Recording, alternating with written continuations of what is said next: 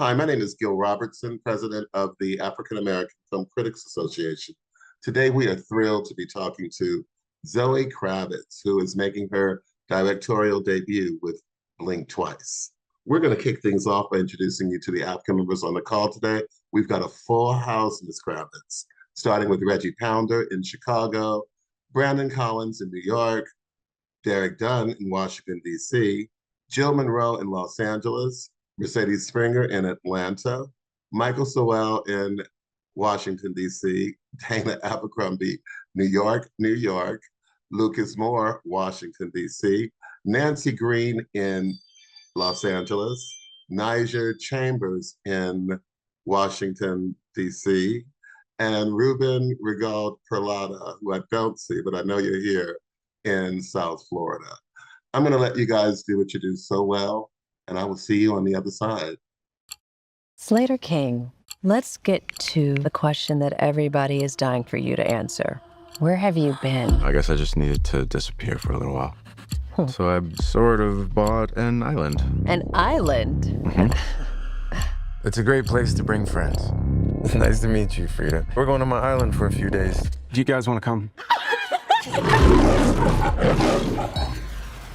Did we just jet off to a billionaire's island with a bunch of strangers? Oh, he's not a stranger. He's Slater King. I can't tell you how healing it's been just to disconnect. Phones, please. Wait, for real? It's just better without phones. I hope it's okay. This is my favorite one. I think I'll survive.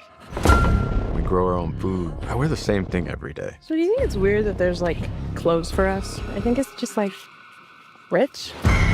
It's not what I thought it was gonna be. What do you mean? The legendary parties of Slater King.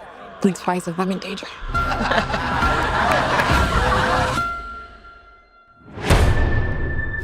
What day is it? I don't know. When are we leaving? Whenever you want. You okay? Dude, your eye. Can't you feel it? There's something wrong with this place. I've turned under my nails and I don't know how I got there. Are you having a good time? I feel like we're forgetting, like, a lot of stuff. There's something weird going on. Something's making us forget. Where's Jess? Who's Jess? My friend. You remember her, Yes. but I don't remember her. Oh.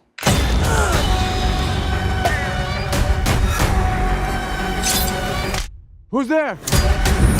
I'm going for the phones. Keep a lookout. Oh my God. What are we gonna do about you? We need to find out what's really going on.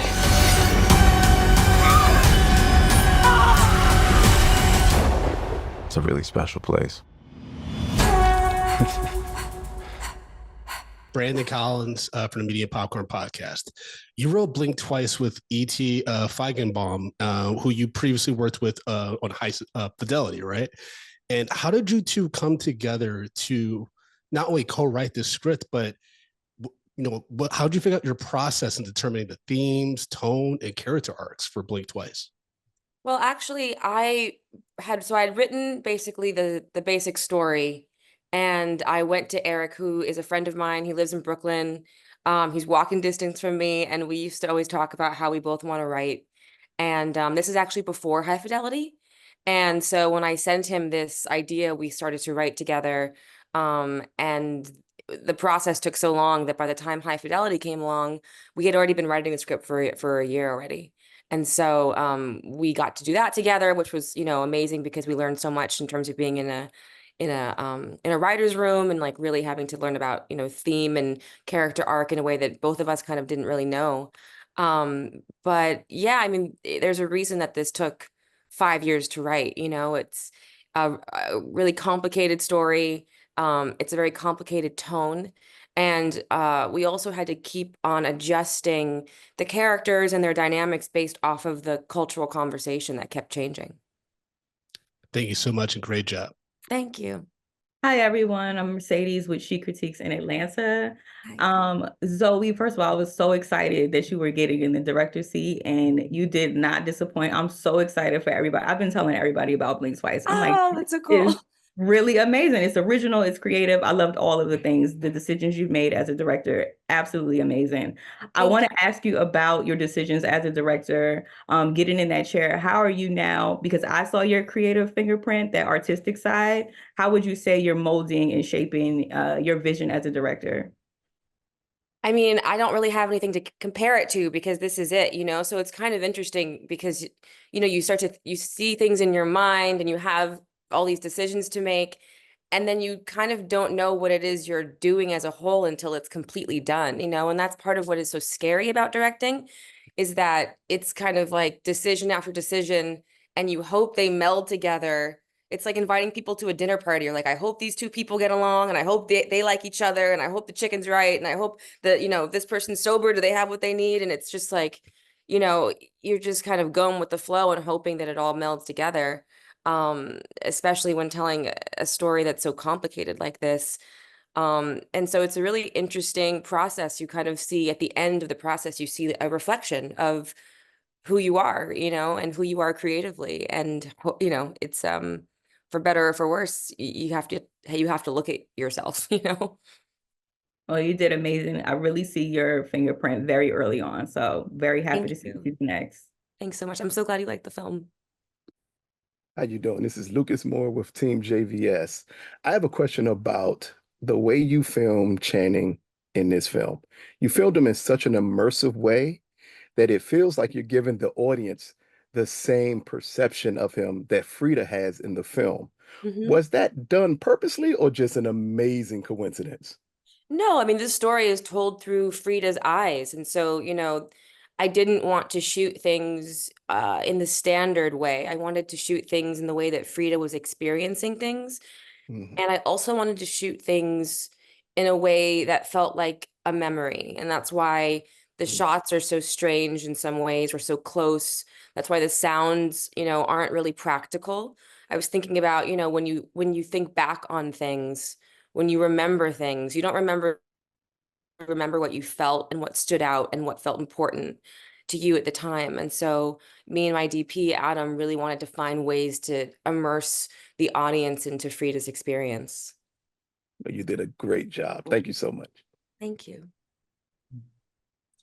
Hi, Michael Solo from Washington, D.C. I'm very excited, you know, to see this film. Immediately when I walked out of the theater, I called my wife and said, hey, when it's come out, we need to watch this because this film does bring up conversation. And one thing that really I was just fascinated watching is how you displayed power in this film. And it's especially, even with the message of this film, forgive and forget, but forgive and forget people in positions of power. Can you talk about, in terms as a director, how do you want to depict power in a very significant way, and especially through the entirety of the film as we watch as revelations come, you know, on screen?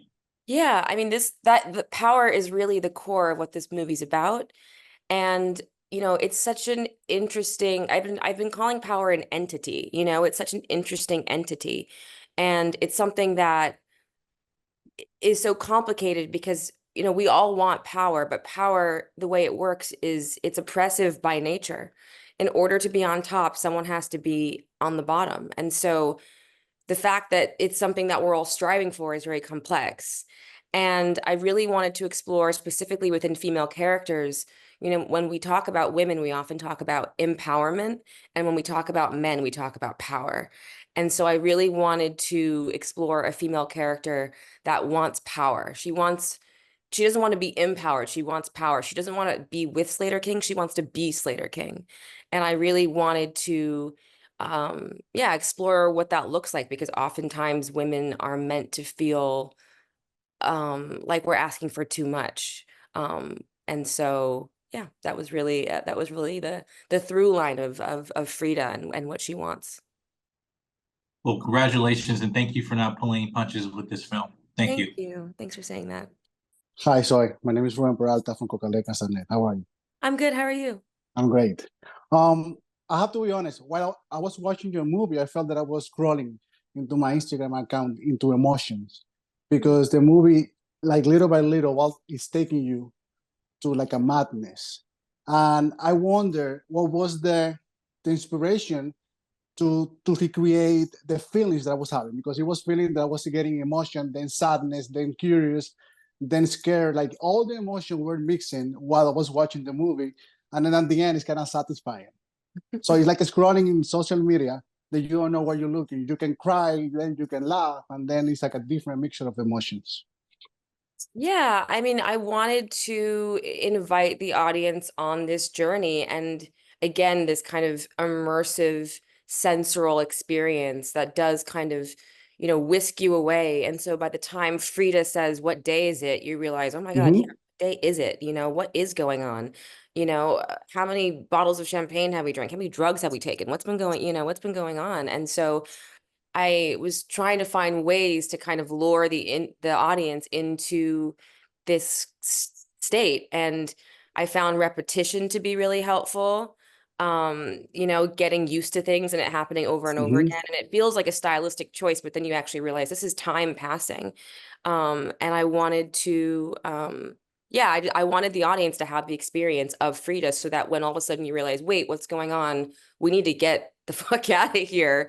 You're not separate from the characters in that moment. You're with them, and you go along for the rest of the journey with those characters. I loved it. Great opera prima. Congratulations. Thank you so much. How's it going, Zoe? Derek Dunn, Reviews and Done. First and foremost, I immensely enjoyed the film. And my question was, I honestly think this is probably one of the best marketed movies of the summer, because the trailer doesn't really hit on what it's actually about. So how did you and the studio decide how you're going to market this to actually keep it a secret? That was a very long journey. And you're the first person to actually point out that you thought it worked. So thank you. I think marketing is very interesting. You have to give the people enough information that they're interested, and you have to keep enough a secret that you protect their experience when they go see the film. I do think what was most important was to know that this is a film about, a woman that gets taken out of her element, goes to a place with people she doesn't know, and is in danger and has to leave. And I actually wanted to really keep the fact that it was about memory a secret. And then once we realized we kind of have to give that information away, to, give the audience enough information, I actually realized that that wasn't the secret of the film. It's actually not that's the setup of the film. So it was actually a really interesting process for me as the filmmaker, because you can be so protective, right? Of like, this is the secret and this is the secret, and no one can know that Jess is going to go missing and all this stuff. And then I realized, oh no, this is all the setup, and the core of the movie is really what happens after they realize what's going on. So anyway, it was a process, and it was actually really hard for me because I wanted everything to be a secret. But I'm really glad to hear. And then people, it's funny, people see the trailer and they say, you're giving away everything. But we actually didn't. And so I'm so happy to hear that that you liked the marketing. Sorry, I'm spiraling because it was a very intense process. Thank you. Thank you. Hi, Jill Monroe, RSVP with Jill Monroe. You talk a bit about your directorial choice using the island, which is at once, paradise and happiness and adventure, but at the same time terrifying, and walking in those tones throughout the movie with, your choices. Yeah. The concept of the island in general was really because I wanted to isolate the characters, so they had to deal with the themes of the film. So I was really inspired by things like Lord of the Flies and the Garden of Eden, and trying to create this place, this illusion of safety, and kind of subvert the audience's expectations of what is safe, what is, usually horror films, things have to be, or thriller films, you make everything dark, you make everything scary, and I really wanted the horror or the thrill of this film to be emotional. And so I wanted to make it clear that we're not relying on, just it's dark and it's scary or jump scares and things like that. We're really taking the audience on an emotional journey. And, tonally, it's been really interesting, feeling people's response to the tone, specifically because a lot of people seem to think that the tone switches and it becomes, more comedic later on. But in the way I approached that is that once Frida and Sarah understand what's going on, it's not that the tone changes, it's that the audience's perspective changes and the character's perspective changes. And actually, what's horrifying is that everything else stays the same. And that's what I wanted to highlight. What happens when, okay, now we know we're in danger and everyone's still hanging out by the pool and everyone is still having dinner and the music is still playing. And that to me is the horror of the situation that these women are in. Amazing. Thank you so much. Yeah, thank you. Hi, Zoe. I'm Reggie Ponder, the real critic out of Chicago. And if you were trying to be thought-provoking and provocative, Zoe, you did that.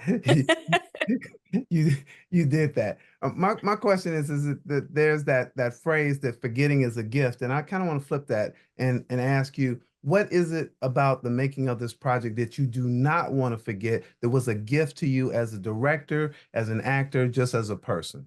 Oh, wow. Thank you for that question. I mean, I don't want to forget a moment of it, and I don't want to forget how, it was really hard, man. It was a really, really hard movie to make, and for so many reasons, because of, time, location, the subject matter, the tone, and the fact that I've never done it before, it was really, really difficult. And I haven't had a child, but a lot of my girlfriends who have had children, they talk about it being like, it was the most painful thing they've ever experienced. And then they think back on it and they just think about how beautiful it is. They're like, they kind of forget the pain they had to go through. And I've always thought that's so incredible that women are able to do that. But I don't necessarily want to forget how difficult it was. I cried myself to sleep a lot, just, I didn't sleep a lot. And I was constantly questioning myself and wondering if I was making the right choices or if this movie was something that, should be made. And I appreciate the difficulties that went in that I had to go through to, not just the entire cast and crew had to go through to make the film. I'm fascinated by what you're able to do with the slow reveal. You talked about the tone and the perception of the reality of things, but can you talk about, you're trying to keep the audience still guessing while slowly revealing everything, and then at the end we understand full motives of everyone. Yeah. Can you talk about finding that balance of not losing the audience but making sure that they're still fully engaged without knowing all of the information at once? That's a great question. That was a very hard thing to do because a lot of stuff had to get cut. And it was stuff that I realized when I was editing, because it's especially with a film like this, you can't unknow what you know, right? So I think all of these things are so fascinating because I know what's going on. And then I realized after showing it to people, oh, well, if you have no idea what's going on, the scene is not engaging, it's not as complicated as I thought it was. And so, trying to find the when to leave a breadcrumb and kind of have this thread of tension that you have to keep taut. And if it gets loose, you lose them. And if you breaks too early, you haven't earned it yet. And so that was one of the most difficult things to, know when to reveal what. There are moments when the audience and the characters are on the same page. There are moments where the audience is ahead of the characters, and there's moments where the characters know more than the audience. And having to find that balance and when to do that and when that worked was really, really difficult. But, I'm someone that really, really loves film. And so my focus was always about the audience's experience. And I was constantly keeping that in mind because there are filmmakers who don't care about what the audience is feeling. And that was something that, and maybe that's part of also, being a woman, we're so conscious of everyone else's experience. So I do think that also might have been part of the intuition that went into that process. Very wonderful thought, and a very thoughtful film to the audience as well. So thank you. Thank you. I'm so glad you feel that. Hi, Nadia Chambers from Big O Belt Media. Zoe, thank you so much for your time today. Yeah, it's so nice to talk to you all. I got to be honest. I really want you to live in this moment and be celebrated for the huge success and win. But I'd be remiss if I didn't take this moment to say I really, really, really want you to get back to work. I need another one already. This one was amazing. Thank you. Absolutely. Listen, you've already been on the record speaking in other interviews about learning about film, what you've learned in terms of filmmaking and what you've learned about the business. I'm curious, what have you learned about yourself throughout this process and even to this moment today?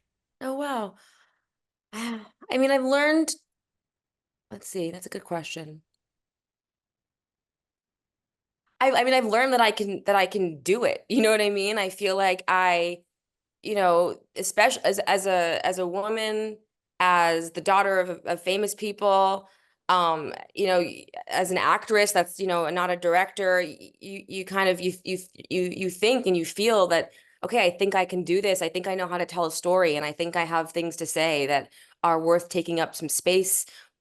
But, it's a scary thing to admit. And, there are often times where you feel like, the whole world is sitting there like this, waiting to see you fail.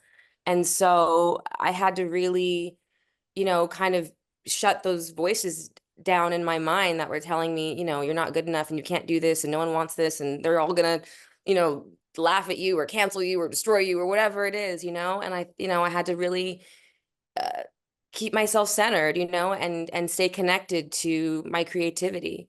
And so to come out the other side and go, yeah, you were chasing something, and you were listening to, whatever, was driving you to tell that story. And, having this experience of seeing so many people respond to the film and feel seen by the film, I feel incredibly validated in the journey of getting here. Congratulations. Thank you so much for your time. Thank you. Hi, I'm Nancy Green with Film Critique. Hi. And I wanted to say, first of all, this is a gorgeous movie. I love the story and everything. It was really great. So I have a two-part question. First, I loved how her world goes from being kind of dirty to like this pristine, very clean environment, and the reoccurring theme of dirt in the movie. So I wanted to know if you could talk about that. And also, congratulations on your engagement. Thank you. And I wanted to know, how was it directing him, especially like in the scene where he's like, I'm sorry, I'm sorry, I'm sorry. Like that to me was just so like, wow. Thank you. Yes, I mean, he's amazing in that scene. I'll start with the first question. It was incredibly important to really understand in very little time too, Frida and where she comes from and why she would want what she wants. It's interesting. A lot of people, can watch this movie and go like, well, she shouldn't have gone on the island. She shouldn't have gone in the first place. Which is in my mind the equivalent of, like she was wearing a short skirt. She was asking for it. It's like, why would she not want more? We are conditioned from birth to want more, and we're told that, if you work hard enough, you can get it. And that's very complicated. And so I really wanted to how can I efficiently show the audience, she could have this or she could have this. So obviously she's going to go for this. And the feeling of dirt, or the metaphor of dirt, it was, I wanted, there's this beautiful, pristine world, but there's, the dirt and the truth and the trauma is always coming up, it's always boiling up, and you can't escape it. And, the idea even of the steak blood on her dress, and the dirt, it's like nothing stays pristine. These white dresses are covered in blood and dirt by the end of the film. And, trying to chase perfection, is not reality. Life is messy. And I wanted to show that visually. And in terms of Chan, I really do believe that part of the reason we were able to make this film and go to such extreme places is because, we have so much trust, and we know things about each other. We have shorthands, and, I know things about his life. He knows things about mine, and really pushing him to tap into, what I knew he could, and him trusting that I was leading him to a place that was engaging and brave and truthful. And it was scary. I think that was a scary scene for him to shoot. And the fact that he trusted me to push him you know, I think past the point of maybe where it felt comfortable, was the beautiful gift that, you know, he gives in that scene. So I'm really, really proud of what he's done in this film, and really thankful that he trusted me to push him to go there. Nice, nice. Thank you so much. And it's a fantastic movie. Thank you. Thank you so much. Zoe, thank you so much for your time today. On behalf of the world's largest group of Black film and TV critics, thank you for joining us for AAFCA Roundtables. Have a great day. Thank you. Thank you all so much for being here. It really meant a lot to me to talk to you all today. Thank you, Zoe. Absolutely. Thank you. Can't wait for the second one. All right, let's go. Let's go. Bye, you all. Bye. Bye.